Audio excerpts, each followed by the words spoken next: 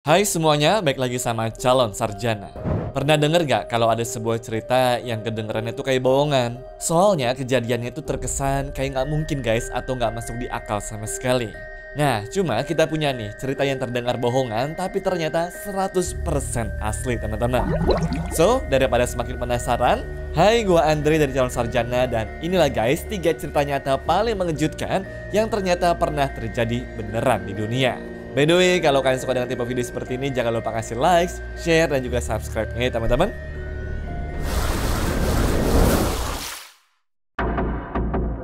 Nomor 3. Pencurian misterius. Cerita pertama kali ini datang pada pagi hari itu guys, yang tenang atau tepatnya di tanggal 18 Maret 1990, di mana seorang wanita muda bernama Karen datang ke sebuah museum Isabella Stewart Gardner yang ada di Boston. Nah, buat konteksnya lebih jelas, museum ini terkenal dengan koleksi seni berharganya yang mencakup lebih dari 15.000 karya dari berbagai era dan wilayah dunia. Termasuk lukisan-lukisan dari zaman Roma kuno, Eropa abad pertengahan, dan bahkan Renaissance. Kebayangkan seberapa penting lukisan di sana?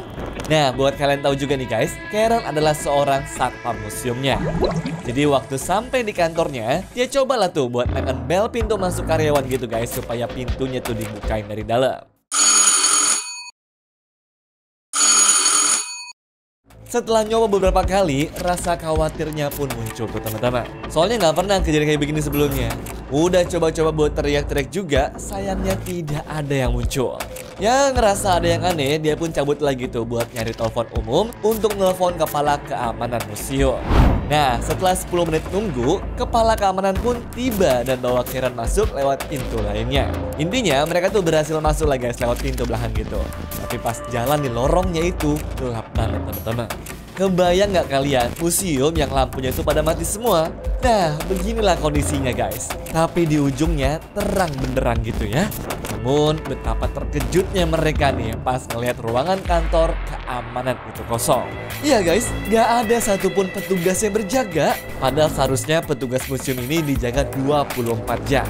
Alasan Karen datang ke kantor pun ya untuk gantiin shift 2 petugas malam itu.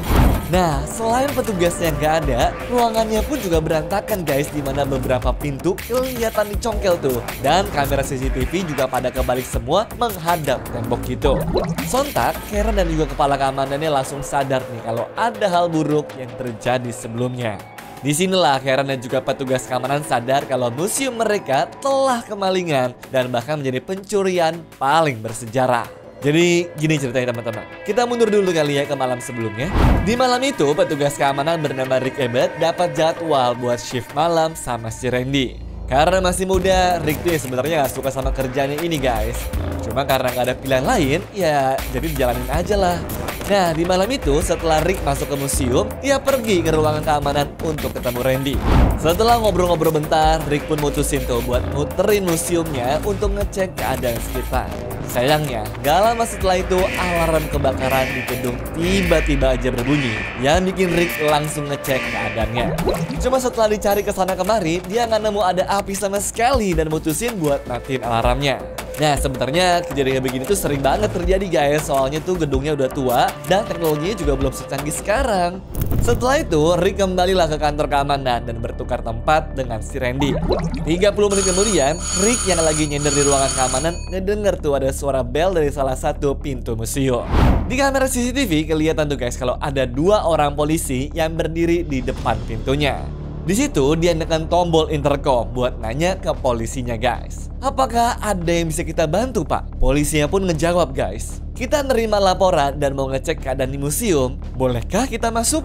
Kebayang gak kondisinya tuh guys? Alarm kebakaran baru nyala nih. Tiba-tiba ada polisi yang datang. Ya kedengeran wajar kan? Meskipun Rick melanggar protokol yang melarang siapapun masuk setelah jam buka, dia akhirnya membiarkan polisi itu masuk. Namun, tahu nggak apa yang terjadi? Polisinya langsung ngeluarin surat perintah untuk menahan si Rick. Di situ dia juga disuruh guys untuk nunjukin identitasnya. Nah, karena panik, dia pun akhirnya nurut-nurut aja. Cuma pas deket ke polisi, Rick pun langsung ditangkap tuh dan juga diborgol. Ngeliat kejadian ini, Randy pun diperlakukan sama teman-teman. Dia ditangkap dan langsung diborgol. Mereka berdua yang bingung sempet nanya tuh ke polisinya. Kenapa kita ditangkap pak? Apa salah kita? Polisnya pun ngejawab tuh guys, kalian gak ditangkap, tapi kalian sedang dirampok. Rick dan Randy pun dibawa ke ruang bawah tanah dan dijadikan sebagai sandera selama 81 menit. Sementara si pencurinya ini mengambil 13 karya seni. Ya, selain nyuri, mereka juga ngapus semua rekaman keamanan tuh dan melarikan diri dari museum tersebut. Barulah keesokan harinya setelah Karen datang bersama dengan polisi, mereka berdua ditemukan dalam keadaan tidak terluka. Tahu alasan kenapa ini jadi pencuri tergokil?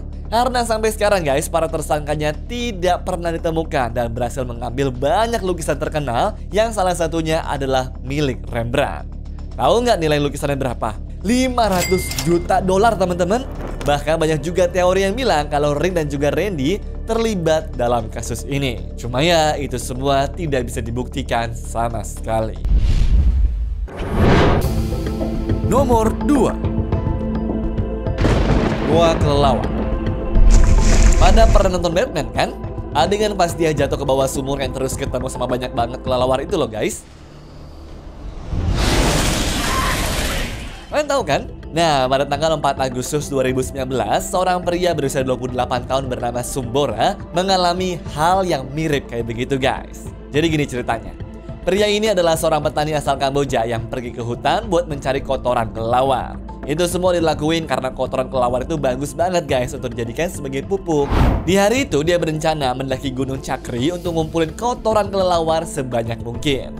Nah, gunung itu memang terkenal teman-teman, sangat ideal buat kelelawar karena di sana banyak banget goa yang merupakan tempat tinggal hewan itu. Sampailah dia guys di suatu goa yang dirinya yakin nih punya banyak kotoran kelelawar dan jarang ada orang yang masuk ke dalamnya. Bukan tanpa alasan sih orang tuh malas masuk ke sana. Soalnya goanya tuh sempit banget guys, dimana jalan masuknya itu cuma ukurannya 1 meter kali 1 meter. Ya cuma berhubung badannya kecil, dia pun pede lah buat masuk ke sana. Dengan berbekalkan senter dan juga tas untuk mengisi kotoran kelelawar, petani ini pun berbaring terlungkup dan juga masuk. By the way, gua itu berbentuk terowongan sempit deh guys, dengan beberapa ruangan lebih besar di dalamnya. Di sini kita bisa jalan sebenarnya sambil jongkok, tapi di ruangan-ruangan lebar inilah kelelawar itu tuh pada nongkrong.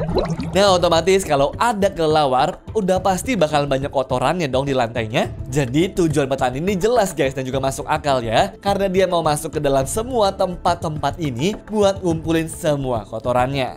Tibalah dirinya di tempat kantong pertama. Di sana emang benar tuh guys, banyak kelelawar dan juga kotorannya pun pada berserakan. Dirinya pun berhasil ngumpulin sampai setengah kilogram kotoran. Apakah dia sudah cukup puas? Jawabannya enggak lah ya.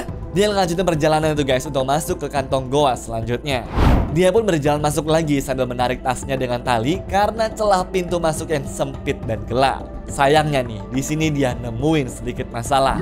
Meskipun sudah pernah masuk ke sana, dia tahu kalau di perjalanan itu menuju ke kantong kedua ada sebuah retakan yang harus dia lewatin. Retakan ini gak gede sih, cuma sekitar 15 cm doang gitulah lebarnya. Tapi waktu dia senterin ke bawah dasarnya, bener-bener gak kelihatan sama sekali. Dengan keberaniannya dia pun berusaha tuh guys buat melewati retakan itu, karena sadar di tempat berikutnya bakal banyak banget kotoran yang bisa dia bawa pulang. Bahkan mungkin cukup tuh buat bikin tasnya penuh dan bikin dia gak perlu bolak-balik lagi ke goa itu selama beberapa waktu. Nah, singkat cerita, jalanlah dia ngelewatin retakan itu. Dengan hati-hati banget, petani ini pun berhasil buat ngelewatinnya guys. Cuma waktu terus berjalan, dia pun juga ngerasa kalau ada sesuatu yang narik dia nih teman-teman. Setelah dia noleh ke belakang, bukan setan yang muncul, tapi ternyata tali tasnya tersangkut di celah itu. Dia pun langsunglah narik talinya dan mengeluarkan tas dari retakan tersebut. Namun saat narik ini, senter miliknya terjatuh tuh dan masuk ke retakan itu sampai ke bagian dasarnya.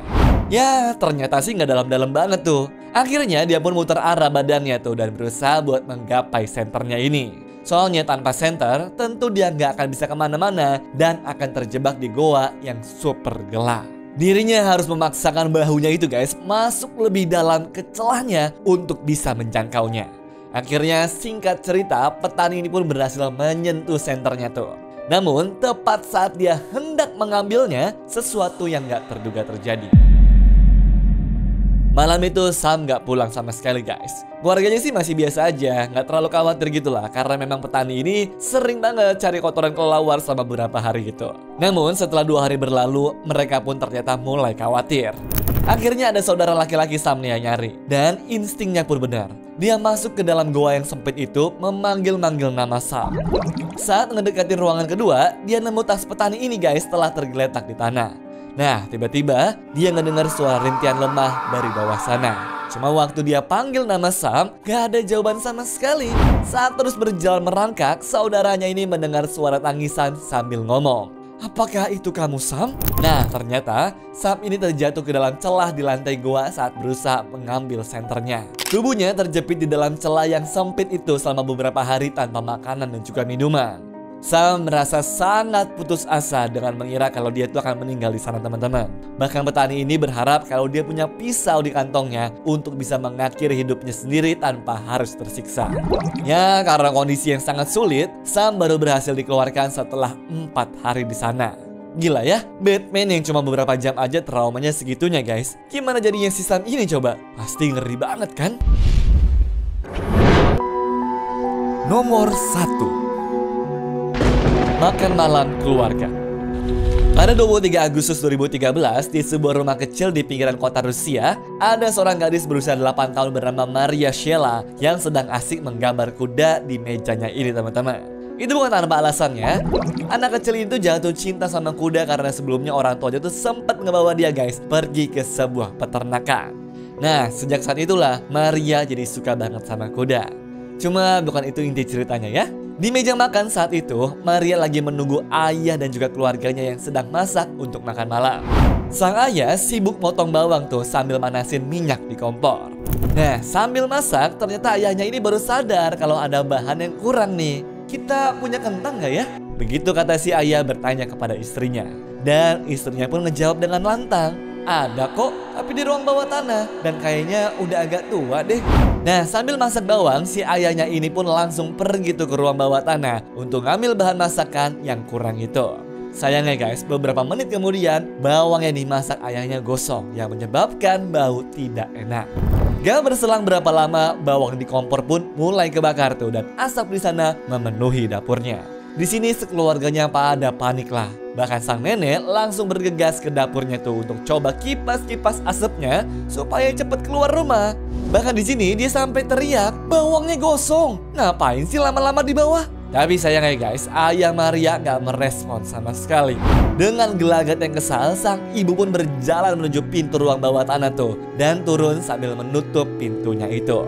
Sementara di dapur, nenek Maria sedang memeriksa bawang yang gosong. Ya, sedangkan Maria kembali melanjutkan gambarnya. Namun guys, setelah beberapa menit berlalu, Maria baru sadar tuh kalau kedua orang tuanya belum juga kembali dari ruang bawah tanah. Hal ini jelas terasa aneh baginya. Maria dan juga neneknya mulai merasa cemas. Mereka memandangi pintu ruang bawah tanah dengan berharap kalau orang tua Maria segera muncul. Akhirnya nenek Maria memutuskan tuh untuk memanggil mereka. Ketika nggak ada jawaban sama sekali, kakak Maria turun untuk memeriksa. Nenek yang sangat panik pun coba tuh untuk menelpon tetangga mereka dan minta bantuan. Persis setelah nelpon, sang nenek pun langsung pergi ke ruang bawah tanah dan membiarkan pintunya kebuka guys. Ya, harapannya supaya dia bisa dengar kalau sampai terjadi kenapa-napa. Maria yang ketakutan hanya bisa mendengarkan dari dapurnya. Dan tiba-tiba terdengar suara benturan diikuti keheningan. Maria merasa sangat takut tuh teman-teman. Tanpa tahu harus berbuat apa, dia akhirnya memberanikan diri untuk mendekati pintu ruang bawah tanah yang terbuka. Dan kalian tahu nggak apa yang terjadi? Setelah beberapa saat, tetangga yang datang mendengar tangisan dari ruang bawah tanahnya. Waktu dia turun ke bawah, ternyata suara itu berasal dari Maria. Di bawah sana, Maria duduk sambil menangis sangat kencang guys, karena dikelilingi tubuh keluarganya yang sudah meninggal dunia. Ada yang tahu nggak kira-kira kenapa? Jawabannya bukan monster ya. Ternyata kentang yang ayahnya ambil sudah nggak bagus dan bahkan membusuk. Nah, proses pembusukan itu menghasilkan gas beracun yang mematikan. Ruangan itu tertutup rapat tanpa ventilasi, sehingga gas beracun pun terakumulasi di dalamnya sana. Jadi setiap anggota keluarga yang masuk serta mereka menutup pintunya langsung terpapar gas tersebut dan meninggal dunia. Terus kenapa Maria bisa selamat?